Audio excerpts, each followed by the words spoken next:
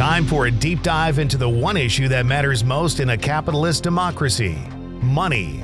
This is Maggie and the Millionaires Talking Money, a joint production of The Maggie Dawn Show and The Patriotic Millionaires. Now, here's Maggie Dawn.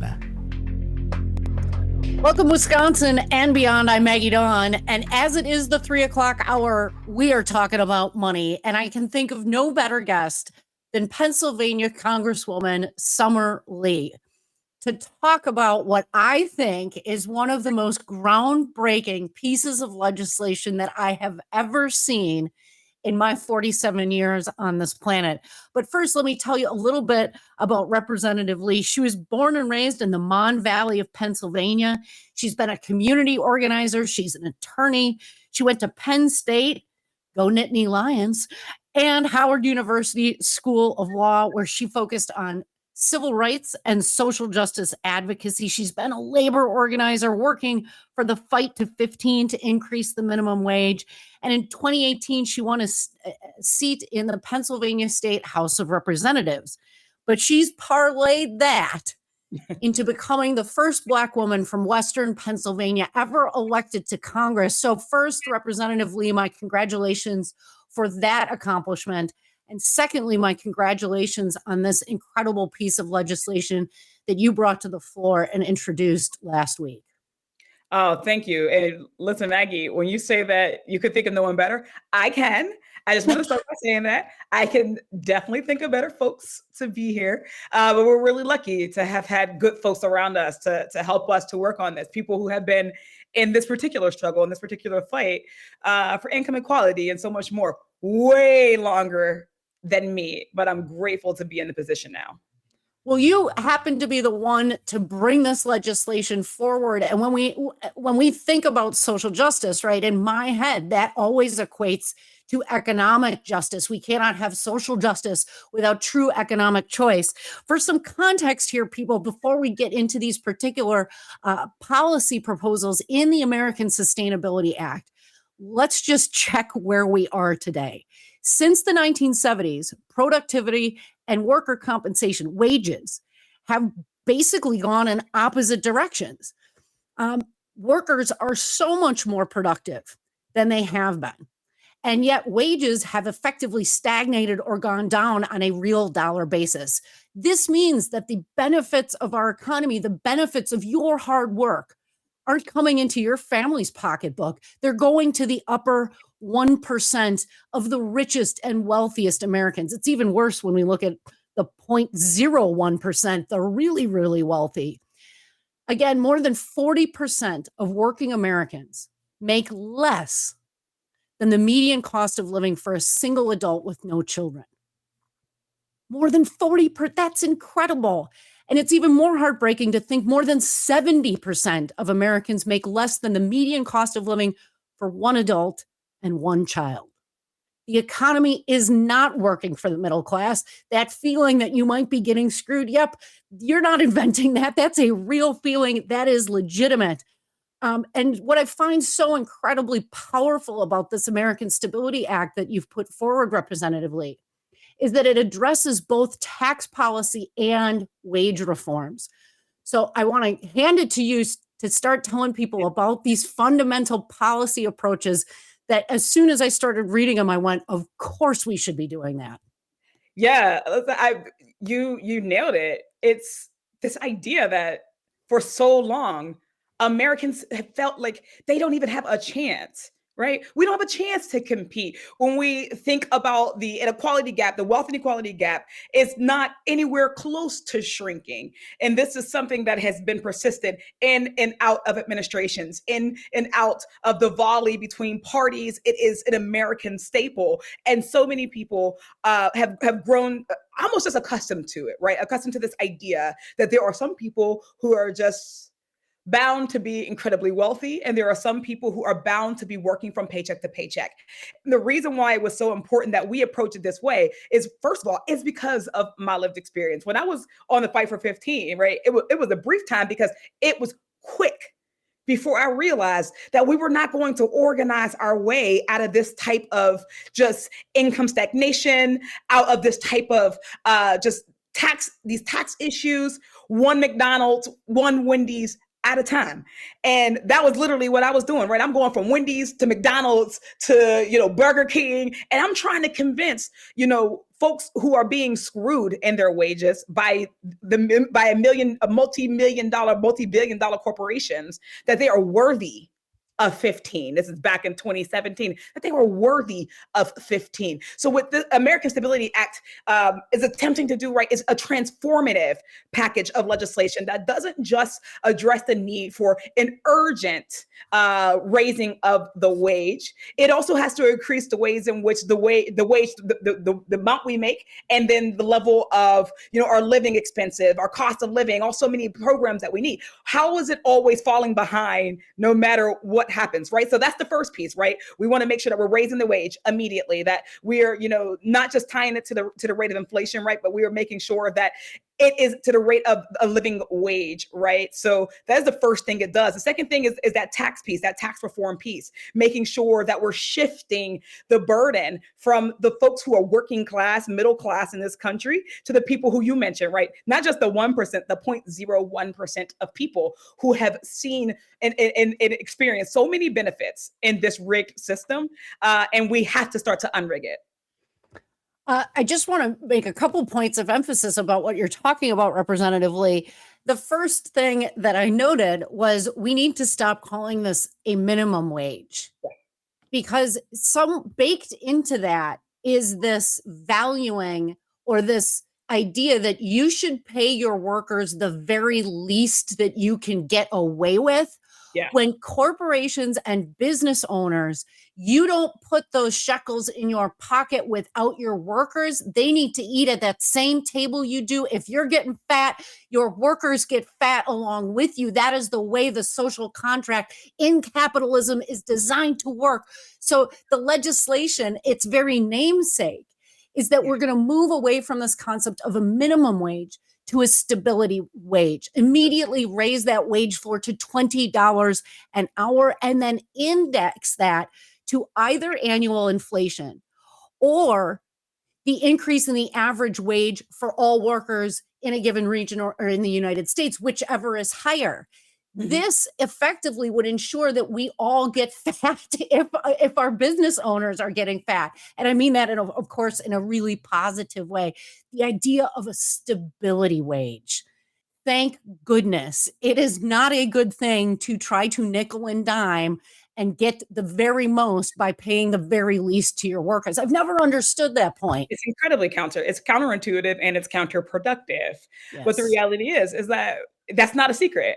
We recognize that it's so demoralizing for American workers, right, who do grind it out. We often talk about a 40-hour work week, right? But we know people who are working well above a 40-hour work week. But what they see and what they find is that particularly those who live in areas where the cost of living is incredibly high, right? That they're still increasingly being priced out of housing, that they're increasingly being priced out of the areas that they called home, areas where they work, right? Or where, they go to school or university, right? And when we're thinking about that, the long-term effects of that, right? Of people who cannot afford to live in the communities that they work in, people who can consistently show up for work and they watch their bosses get wealthier and wealthier while they can't afford basic living expenses like their food, like transportation.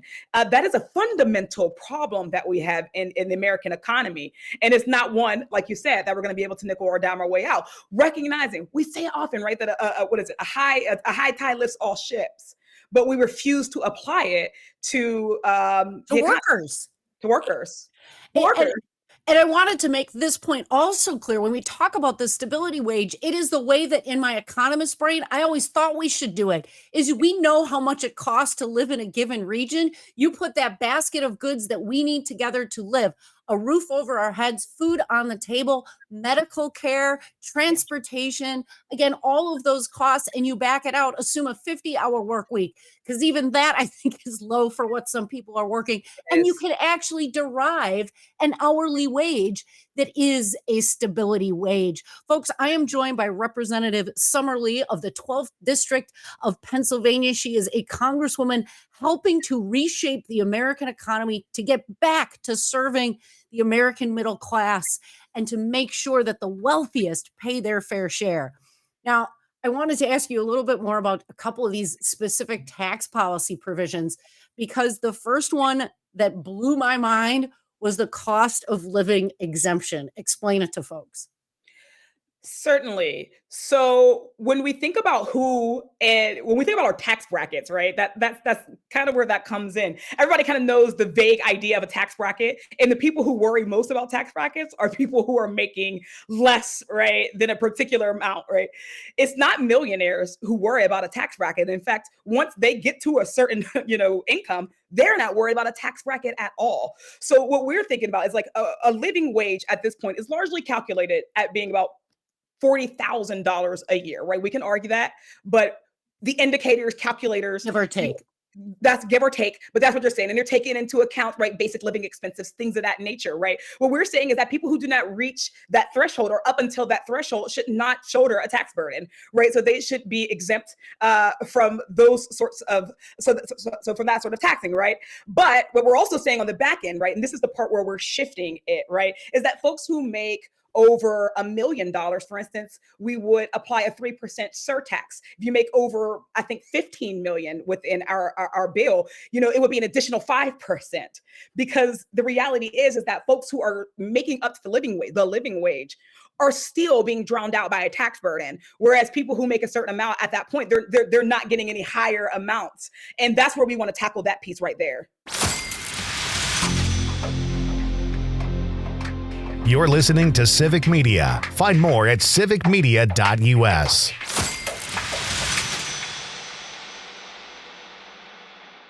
Today is an especially important show, I think, not just because of the bravery of my guest in introducing what I think is absolutely groundbreaking and transformative legislation, but because of, frankly, how common sense the proposals are in the legislation. As I read through it last week and over the weekend again, the question that kept occurring to me was, why has it taken this long to return to these basic first principles, which is that our capitalistic economy doesn't work well without a wealthy, growing, vibrant middle class, right? And our democracy certainly does not work as well if people feel like they're being left behind. My guest this half hour is Representative Summer Lee of Pennsylvania's 12th Congressional District. She began in the fight for 15, but as you put it last segment, Representative, you quickly figured out that the problem was much bigger than that. And we've been talking about these particular elements of the American Stability Act, which you introduced last week, along with a number of co-sponsors. I wanted to dig into this cost of living exemption very carefully so that people can follow what we're saying. And so the first piece that the legislation proposed, as you were explaining, was not just a minimum wage, but a stability wage that will be calculated effectively based off what it costs a single person without any kids to live in a given region. So it's medical, housing, transportation, food, the basic stuff that every single human being to live with dignity requires. And then that stability wage, once we calculate what that is, we know what that looks like as an annual as an annual income, right? And you estimated, you shared with it that it varies, but it's somewhere in the ballpark of around $40,000. And then you said the piece that is going to blow people's minds with how commonsensical it is. If you make $40,000 or less, why are you paying any income tax on that? That is the fundamental point. Is it not? Like if you make 40K or less, no more income tax for you because you're making the very least that it costs a single person with no kids to live. Am I understanding what the Stability Act proposes? Yes, that is precisely what it does. Because exactly what you're saying, we're seeing so many people who are paying far more than their fair share on incomes that truly are too low for us to be proud of in our economy. But the second part is that right? When we think about who's not paying their fair share and what it could look like if they were paying their fair share, and not if they were, when they do pay their fair share. When we think about all of the other just public goods, public programs that are so important to us that aren't as invested in because we see oligarchs who are not paying their fair share. The surtax on the other end, the opposite end, right, where we don't have up to living wage, you won't pay your federal income, you don't pay federal income tax. But once you get up to the very high end, that we are actually expecting you to pay more in. And that's how we continue to pay for our roads, our bridges, our programs, critical programs like Medicare, so many things that so many Americans don't just enjoy but need. They are earned in benefits, are earned benefits. So that's why that is such an important piece of this legislation, right? There are many bills that float around, not just at the federal level, but at state levels too, right? That float around that says we need to raise the wage. That's where the fight for 15 comes from. But even this says that, listen, 15 might be the immediate, but we recognize that that's still not a living wage and it's still not a stable wage. So that's why these pieces are so important to this particular bill. It brings together so many of these economic justice concepts, right? And again, we cannot achieve social justice. We cannot achieve the promise that America was founded on without economic justice and providing people with the basics. And I don't mean providing people, ensuring that people that are willing to work a 40 and 50-hour work week live in dignity in this country. I am sick of people saying we live in the wealthiest country in the world when we have not said to every single adult person who's willing to work an honest 40 to 50 hours a week, that we promise you that you will not have to live in any sort of circumstance that is less than what a human being deserves to preserve their human dignity. That is what this is achieving. But Maggie, real quick, go ahead. If I could just, because I really do want to add this piece, because especially as we talk about human dignity, I want to actually remark that this bill, even in the raising of the wage piece, it does two things. It raises everybody's wage to the stability wage. And I want to emphasize that this also includes sub-minimum wages, right? So those are workers with disabilities. Those are your tipped workers, your service workers who have for so long lived without the dignity that we lift up, that we profess to in the American economy. And I say that because there are going to be some people who work with disabilities, right? Yes. Who work with disabilities, and their work week might look differently than other folks' work weeks, but there is no less dignity in the work that they're doing, no less dignity in the work that they want to do. And they also will benefit from this. And again, the biggest picture here is if you're saying to yourself, well, if folks aren't paying those income taxes, where are they made up for? The American Stability Act addresses that in effectively a surtax for those that make over $1 million, a 3% surtax, and a 5% surtax on those making over $15 million. Y'all, those people will be living in dignity. We could slap a 10% surtax on them and they would be just fine. Well, folks are still going to live in dignity. That's always right. They will get however we define that. I cannot thank you enough for all of your work on this, as well as your entire career of service to working people and these economic and social justice ideals that we really should make sure become realities here in the wealthiest country in the world. Representative Summer Lee of Pennsylvania's 12th Congressional District, my thanks to you. Thank you so much for having me. Thank you so much for your work lifting all this up, right? And keeping us on the right track. We got to do more. Let's keep going. I close every single one of my shows by saying I'll stand up for you. I hope you stand up for me, but it is always better when we stand together. Representative Lee certainly showing us the way forward. Thanks for listening to Maggie and the Millionaires Talking Money, a joint production of Civic Media and the Patriotic Millionaires. For more information, go to patrioticmillionaires.org and be sure to tell your friends. The Patriotic Millionaires buy advertising across a number of Civic Media stations.